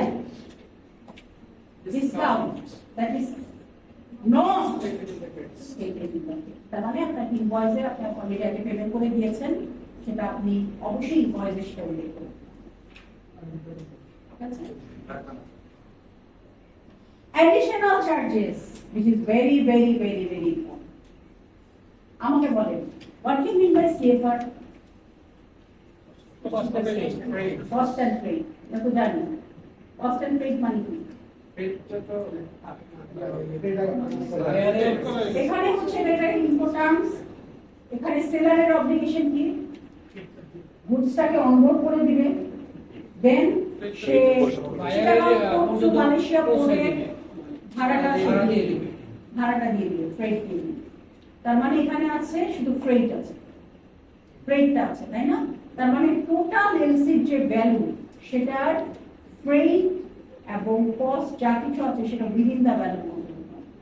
আপনার গুডসের ভ্যালু যদি 1,50,000 হয়, ফ্রেটের জন্য আবার আলাদা 20,000 করলে হবে না, ওই 1,50,000-এর মধ্যেই সবকিছু ইনক্লুড থাকতে হবে। যেমন এফওবি আমরা বলি না, এফওবিটা কি ইনক্লুড করে? দেন যদি সিআইএফ হয় তাহলে ইন্স্যুরেন্স, দেন সিআইএফ এর সাথে আরেকটা জিনিস আছে সেটা কি? ফ্রেট। সবকিছু মিলিয়ে আমাকে উইদিন দ্য অ্যামাউন্টের তাহলে কমার্শিয়াল ইনভয়েস আমার যে ভ্যালুটা থাকবে বুঝতে হবে ওটা সিআইএফ থেকে সে সব ইনক্লুড, সবকিছু সিএফআর থেকে সবকিছু। তার মানে আমার এক্সট্রা বলা থাকবে না ওখানে যে শুধু তার ইন্স্যুরেন্স থাকবে আর এই আর আমরা যে ইম্পোর্ট সিআইএফ সিআইএফ মাধ্যমে করি না, সেটা তো আসে না। মেইনলি যেটা আসে যে পলিমেন্টের ভাই আসল ভাই, আসল ভাই কে টায়ার, আপনাদের ফার্স্ট ডে অফিস করে আপনারা পরীক্ষা ছিল তো আজকে প্রিপারেশন দিছে। হ্যাঁ আপনার ক্লাসে সকালে যাচ্ছে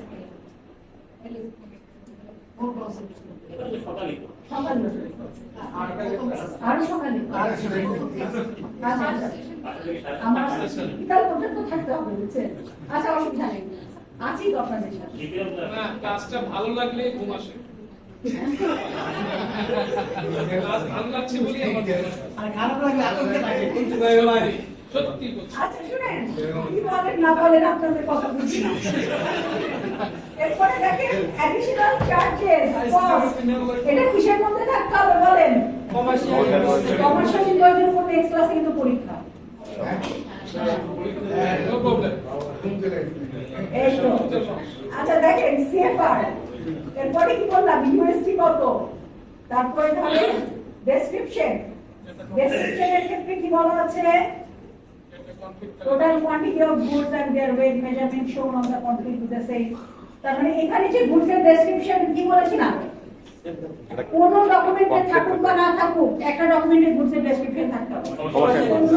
অন্য গুডস এর অন্য document, bill of lading, airway bill, insurance document, packing list, weight list, এগুলোতে যদি গুডস এর ডেসক্রিপশন থাকে কমার্শিয়াল ইনভয়েসের সাথে কন্ট্রিবিউট করা যাবে না। যদি এটা কমপ্লিট হয় তাহলে সেক্ষেত্রে কিন্তু আপনি ডিসক্রিপেন্সি আপনি রেজ করতে পারেন। ঠিক আছে? ফ্রি অফ চার্জ বলেন, কোনো ফ্রি অফ চার্জ অ্যাকসেপ্ট হবে না। দেওয়া যাবে না। মিস্টার পুলিন বলেন, ঠিক আছে? আচ্ছা, যেহেতু নাম আপনারা চেঞ্জ করে বসেছেন সেক্ষেত্রে আপনি এখন নামগুলো আরো ইয়ে করছেন। তাহলে নাম না থাকলে ভালো। আচ্ছা শুনেন, এখন আপনাদের কাজ হচ্ছে ডিয়ার পার্টিসিপেন্টস, আপনারা এটা দেখেন, সিমুলেশন আপনাদের একটা সিমুলেশন দিয়েছে, একটা আপনাদের করাবো আর একটা হোমওয়ার্ক। আচ্ছা কোনটা করবেন আপনারা? কঠিনটা করাবে। আচ্ছা প্রথমটা করেন, এই যে 2 পেজের যেটা এটা এই যে সিমুলেশন দেখেন, আমি বের করে দিচ্ছি, দাঁড়ান। 11টা যেটা শুধু ইনভয়েসের আগে ডকুমেন্ট চেক করে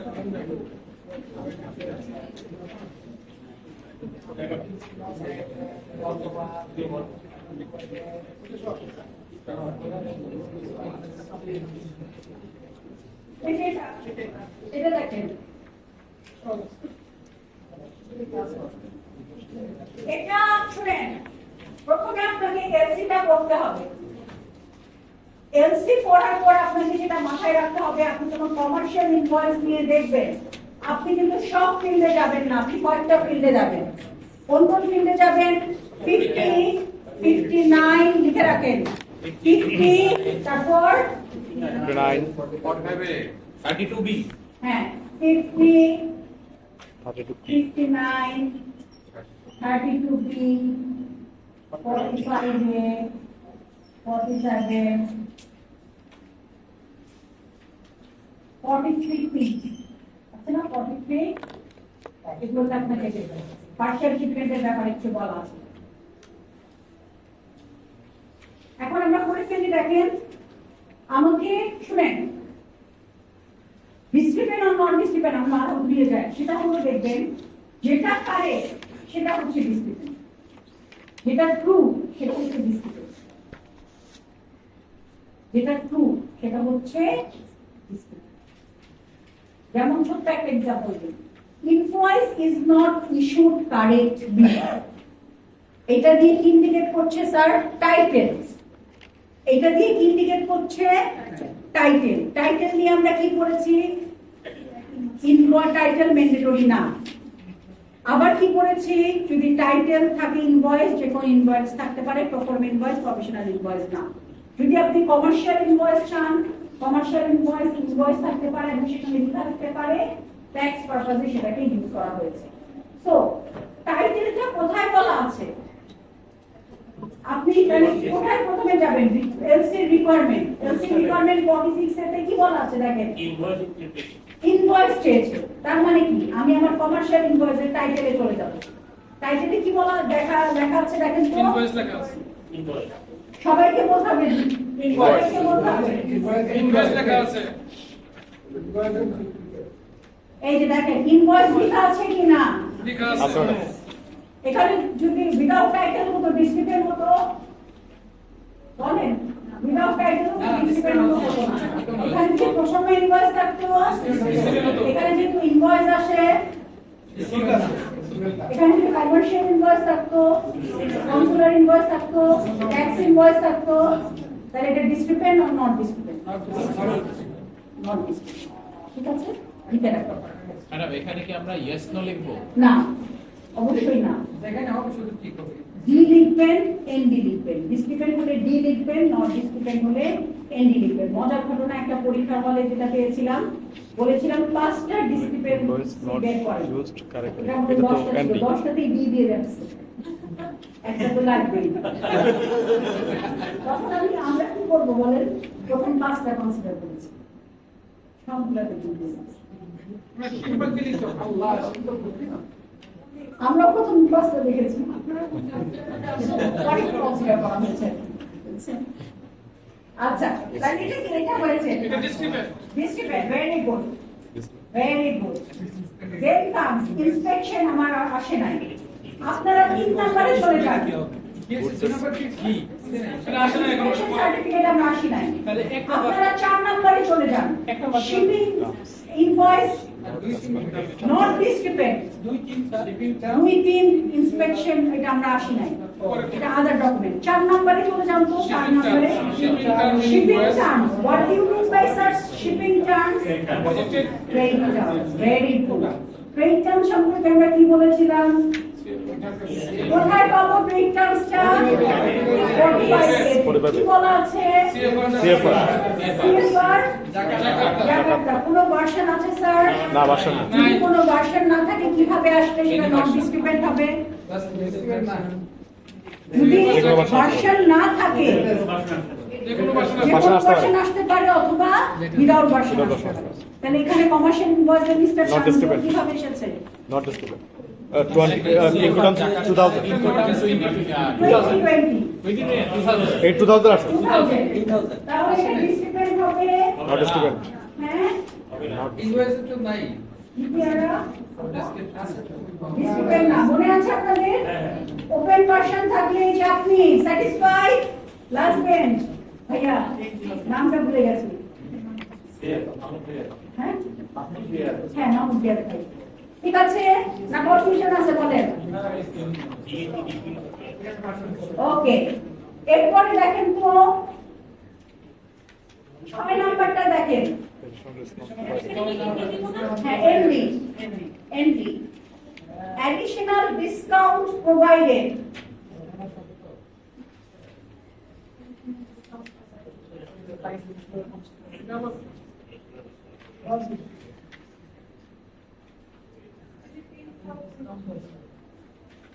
এলসিতে তো ডিসকাউন্টের কথা কিছু বলা নাই, না ডিসক্রিপেন্ট, ডিসকাউন্ট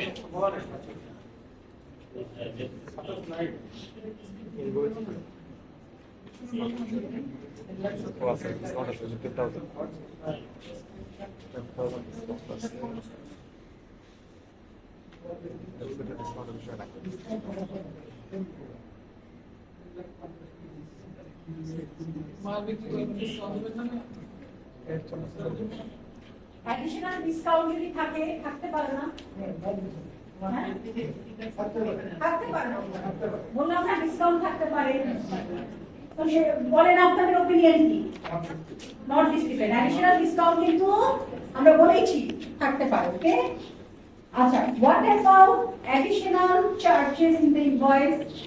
এটা নট ডিসক্রিপেন্ট, এটা নট ডিসক্রিপেন্ট। উইদিন দ্য ভ্যালুর মধ্যে আসছে না? হ্যাঁ, কিভাবে আসছে বলতে পারবেন কিভাবে আসছে? ওই ফ্রেড সব যোগ করে ওই ভ্যালুর মধ্যে কিন্তু সেটা চলে আসছে। এটাও not discrepant. Additional charge 6-7 10 number madam additional charges 10 number discrepant. Charges এর ক্ষেত্রে কি বলেছি? সব কিছু মিলিয়ে আপনার বিভিন্ন ভ্যালুর মধ্যে থাকতে হবে। যেহেতু সিএফআর ছিল, আপনার ফ্রেড চার্জ সবকিছু মিলিয়ে 3,50,000 এর মধ্যে আছে, অসুবিধা নাই। এরপরে কি বলা আছে? হ্যাঁ হ্যাঁ, আচ্ছা, এলসি নাম্বার এলসি সম্পর্কে কি নাম্বার বলা নাই, আছে? এলসি নাম্বার নাই এবং ডেটও নাই। এলসি নাম্বার কি চেয়েছে? চাই। আচ্ছা, একটা জিনিস শুনে, নতুন আইএসবিবি তে এসেছে।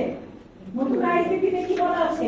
আপনি যদি সবগুলো ডকুমেন্টে এলসি নাম্বার চান, সাপোজ কোন একটা ডকুমেন্টে এলসি নাম্বার আসলো না, তাহলে সেটা ডিসিপ্লিন ডকুমেন্ট হিসেবে প্রিন্ট হবে না। But if your domestic regulation require that this mandatory mention করে দিতে হবে। মেনশন করে দিন। then you should indicate in the কিন্তু আমাদের দেশে ডোমেস্টিক রেগুলেশনের কি বলে দিয়েছে এলসি নাম্বার ম্যান্ডেটরি না। বোঝাতে পারছি? আগে আইএসবিবি তে কি ছিল? এলসি নাম্বারটা আপনারা খুব মানে প্রিকশনারি ওয়েতে দেখতে যে এলসি নাম্বার আছে কিনা।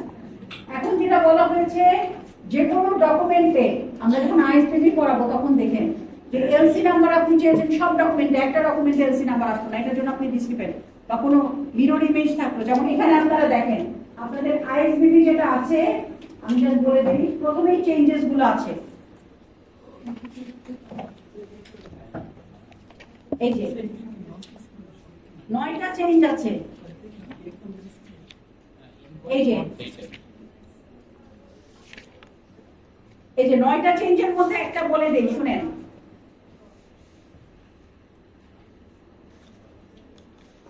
A request, একটু শুনেন, কত নম্বর? a request to insert the credit number on a document is usually at the instigation of the issuing bank in order to facilitate the collation of documents should one or more documents become detached from the presentation, provided all the stipulated documents are received by the issuing bank. The absence of a credit number or mistyping of that number on a document does not constitute a reason for refusal. বুঝতে পেরেছি?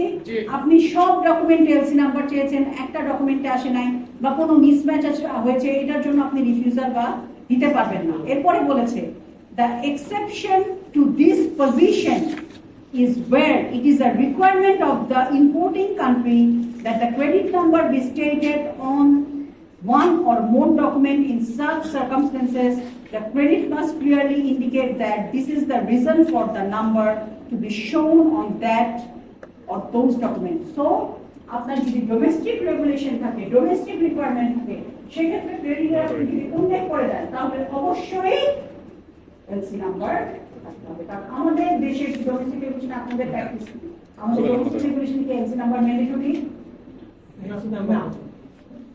So এইবার আইএসবিবি তে যেটা বলেছে, আপনি যদি LC number চান, কোন ডকুমেন্টে যদি না আসে বা একটা ডকুমেন্টে আসলো না, মিসম্যাচ হলো, সেটার জন্য আপনি রিফিউজাল দিতে পারবেন, নাম্বার 1। নাম্বার 2, আপনার যদি একটা ডোমেস্টিক রেগুলেশন থাকে, এটা অবশ্যই আপনি Okay, এটা উল্লেখ 46 এতে আপনাকে বলে দিতে হবে যে অবশ্যই বা অ্যাডিশনাল কন্ডিশনে বলে দিতে হবে প্রত্যেকটা ডকুমেন্টে অবশ্যই এলসি নাম্বার থাকতে হবে। সেক্ষেত্রে যদি না আসে তাহলে সেটা ডিসক্রিমিনেট ডকুমেন্ট হিসেবে এটা হচ্ছে নতুন জিনিস। ওকে, Invoice not issued correctly. invoice is not dated. It's different. Not discriminate, এখানে বলে নাই তো, এখানে শুধু বলছি কিন্তু ডেটের কথা বলা নাই। শুনেন, ইনভয়েস ডেট থাকতে ম্যাটার না। ডেট থাকতে হবে কি না এটার ক্ষেত্রে আলাদা রিকোয়ারমেন্ট আছে। যেমন আমি যদি বলি প্রি শিপমেন্ট ইন্সপেকশন, যদি বলা হয় এই কাজটা 15 বছরের পুরনো, সেক্ষেত্রে কিন্তু আপনি যে ডকুমেন্টটা চাবেন অবশ্যই ডেট অনুযায়ী সেটা বের করতে হবে। আবার যদি বলা হয় যে না এই ক্যারিং ভেসেলটা এত সালে বিল্ড হয়েছে এবং শিপমেন্ট ডেট এত, আপনি এই দুইটা দেখে আপনি বের করতে পারবেন যে এটা আসলে 15 বছরের পুরনো। ডেটের কথাটা কেন বললাম, যদি এটা এমন হয় যে এটা এলসি এবং পিআই এর আগের ডেট, তখন তো এটা আসলে মানে এই রিস্কটা থেকে যায় না। মানে ইনভয়েসটা তো এমন হতে পারে যেটা পিআই এর আগে বানানো হতে পারে, এটা সাধারণত ক্যাপিটাল মেশিনারির ক্ষেত্রে দেখা যায়। হ্যাঁ, কিভাবে বলেন সেটা? অনেক সময় দেখা যায় যে ইনভয়েসের ডেট পিআই ডেটের আগেও চলে আসে, যে বা সেম ডেট হতে পারে। সেম ডেট হলে তো অ্যাকসেপ্টেবল, বাট সেটা যদি এমন হয় যে এলসির আগে এবং না, আমাদের দেশে ডোমেস্টিক রেগুলেশন তো আপনার এলসির আগে আপনার শিপমেন্ট পাওয়া যাবে না। যাবে না। যাবে না। তো এক্ষেত্রে ডেটটা না থাকলে এটা একটা ইনকনসিস্টেন্ট বা ইনকমপ্লিট হয়ে গেল না, না। আপনাদের প্র্যাকটিক্যালি মানে প্র্যাকটিক্যালি আপনারা কিভাবে করেন? প্র্যাকটিক্যালি হচ্ছে এটা ডেট ডিসিপ্লিন দেন। ধরা হয়। ডেট থাকে, ডেট থাকতে হবে, না হলে তো এটা আমি কনফার্ম হতে পারছি না যেটা এলসির আগে কিনা পিআই এর আগে কিনা। আচ্ছা, নিড নট বি। ঠিক আছে, কিন্তু আমাদের ক্ষেত্রে কি বলা আছে? সাইন কমার্শিয়াল ইনভয়েসের কথা বলা আছে না? কিন্তু সাইন এবং ডেটের প্র্যাকটিসটা যদি আপনাদের থাকে অবশ্যই ডেট দেওয়া হবে। ঠিক আছে, ডেট কিন্তু depend on the other document. কিছু কিছু ডকুমেন্ট আপনাকে ডেট অবশ্যই লাগবে। Not display. আচ্ছা ম্যাডাম, ওই যে এক নাম্বারটা আছে ইনভয়েস নট ইস্যুড কারেক্টলি, ওইটা তারপরে এইটা বুঝাইছে কি যে কোন ইনভয়েসটা কি আপনার কারেক্ট আছে ইনভয়েস, এই যে ইনভয়েসটা এটা শুনেন, মানে এটা টাইটেল বলতে কমার্শিয়াল ইনভয়েসের টাইটেল বলতে কি যে ইনভয়েস ইনভয়েস এইটা টাইটেল। না I also বলা আছে যে need not be signed or dated, but আমাদের ডোমেস্টিকে শুধু সাইন্স আর ডেটেড থাকে। ডেটের কথা বলা হয় না, আমাদের সাইনের কথা বলা হয়। এটা কোনটা সাইনের কথা বলা হয়। শুনেন, আমি বলি, শুনেন, ইনভয়েস এই যে ইনভয়েস ইজ কারেক্ট। আপনাকে দেখতে হবে 46 এতে কি চেয়েছে টাইটেল, কি চেয়েছে দেখেন তো। ইনভয়েস ইনভয়েস আপনার টাইটেলে কি এসেছে? Invoice. ইনভয়েস, তাহলে এটা ডিসক্রিপেন্ট না not this এক নম্বর সেন্টেন্সটা তাহলে ইনভয়েস টাইটেল দেখা যাচ্ছে। একইভাবে শুনেন, জেনারেলাইজ হয়ে গেছে ইনভয়েস নট না একইভাবে একই রকম থাকে। শুনেন, এটা কেন থাকে তার জন্যই কিন্তু আপনার এই ইউসিপিটাকে দেওয়া হয়েছে। What do you mean by UCP? এটা কি কোনো রেগুলেশন?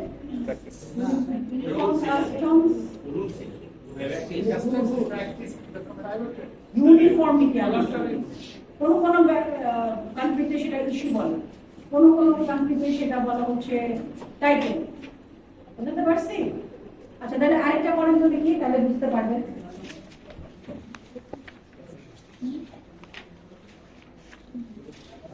ম্যাডাম আর টাইম নেই ম্যাডাম। ডেটটা পর্যন্ত না ক্লাস? আমার কাছে আছে একটা পর্যন্ত। একটা আপনাদের ডেটটা পর্যন্ত ক্লাস না? একটা ম্যাডাম। আপনাদের নামাজ চলে যাবে। রাস্তা শিরোমণি একটা আছে রাস্তা আবার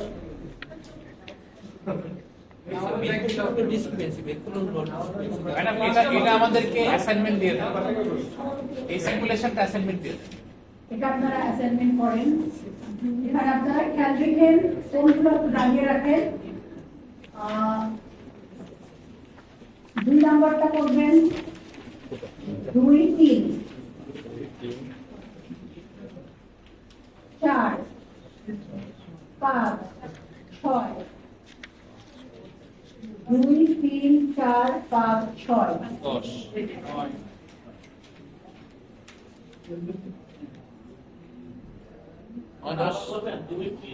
2 3 4 5 6 2, এগুলো দেখুন 3, 4, 5, 6, 9, 10 9 10 আচ্ছা একটু বলে যাই জাস্ট 2 মিনিটের মধ্যে প্রথমটা বলি invoice goods have not been shipped আপনারা দেখেন যে প্রপারলি শিফট হয়েছে কিনা 45 এর সাথে আপনার প্রপারলি এখানে দুটো ডকুমেন্ট আছে এটা একটু বলে রাখি এটা হচ্ছে এলসি কমার্শিয়াল ইনভয়েস আর একটা হচ্ছে বিল অফ লেডিং দেওয়া হয়েছে ডেট অফ ট্রান্সপোর্ট ডকুমেন্ট দেওয়া হয় নাই তো আপনি খেয়াল করবেন যে আপনার কমার্শিয়াল ইনভয়েসের সাথে গুডসের যে শিপমেন্ট প্রপারলি হয়েছে কিনা তো এই ক্ষেত্রে শিপমেন্টের সাথে আপনি কমার্শিয়াল ইনভয়েসের সাথে বিল অফ লেডিংটা দেখবেন এরপরে বলা হয়েছে ক্রেডিট ডকুমেন্টারি ক্রেডিট ওভারড্রল দেখেন এখানে এলসির অ্যামাউন্ট কত ডিমান্ড করেছে কত 2 লাখ আর এলসির অ্যামাউন্ট কত 32 দিতে 1,80,000 ওভারড্রন হয়েছে তাহলে এটা ডিসপিমেন্ট হবে একটু বলে রাখি তাহলে আপনারা বুঝতে পারবেন documents do not evidence goods of dust origin এটা চেয়েছে কিনা এটা দেখতে হবে যে এই কন্ডিশনটা কমার্শিয়াল ইনভয়েসে সার্টিফাই করে দিতে বলেছে কিনা আপনারা কোথায় দেখতে পাবেন ওকে ইনভয়েস ইজ নট সাইন যদি সার্টিফাই করতে বলা হয় তাহলে ইনভয়েস কি হতে হবে সাইন হতে হবে ভেরি গুড অ্যাপ্লিকেন্টের address 50 mandatory or mandatory not Not mandatory. হ্যাঁ Not mandatory. অ্যাড্রেস যদি থাকে মূল অ্যাড্রেস দাও Complete করে দেবেন।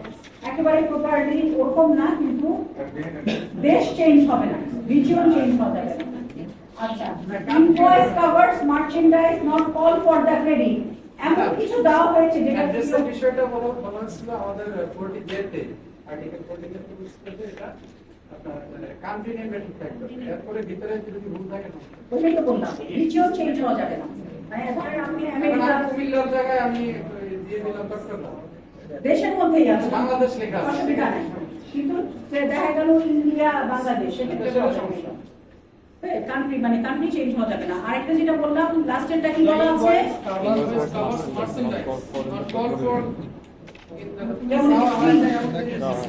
Free of charge free sample spare parts free sample এগুলো দেওয়া হয়েছে তো বলে দিলাম ওকে সেক্ষেত্রে আপনারা নেক্সট ক্লাসে আমাদের আবার ওরিয়েন্টেশন আসতে হচ্ছে নতুন ব্যাচে আমাদের ওরিয়েন্টেশনটা শুরু হবে হচ্ছে 9:30টায় আপনারা 9টার মধ্যে চলে আসেন এখানে আমরা একটা কমার্শিয়াল ইনভয়েসের উপর তরলই করতে হবে আমি বারবার বলছি আপনারা যেটা করবেন আর্টিকেল 18টা করবেন আর আইএসবিপি বলে রাখছি এর মধ্যে যদি কোনো কনফিউশন অ্যারাইজ করে C1 থেকে কত C1 থেকে C16 C1 থেকে C16 এই বইটা আমি এই যে আপনার হাতে দেখছি এটা কোথায় পেয়েছেন আচ্ছা এটা আমি গিফট পেয়েছিলাম একটা ইয়ে হয়েছিল একটা আর্টিকেল পেশ করেছিল ক্রেডিট ভার্সেস কন্ট্রাক্ট এটা পুরো কত নাম্বার আর্টিকেল 4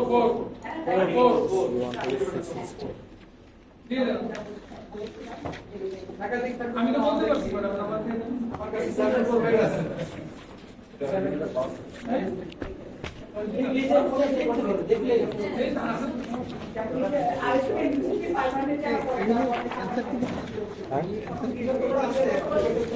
হোমওয়ার্ক আপনি একটা উত্তর দিয়ে পাইছেন আর কত উত্তর দিয়ে কিছু পাইনি তো চকলেটও পাইছেন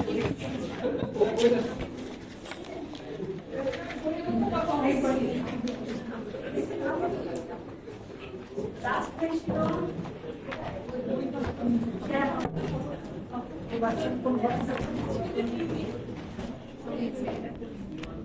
Okay.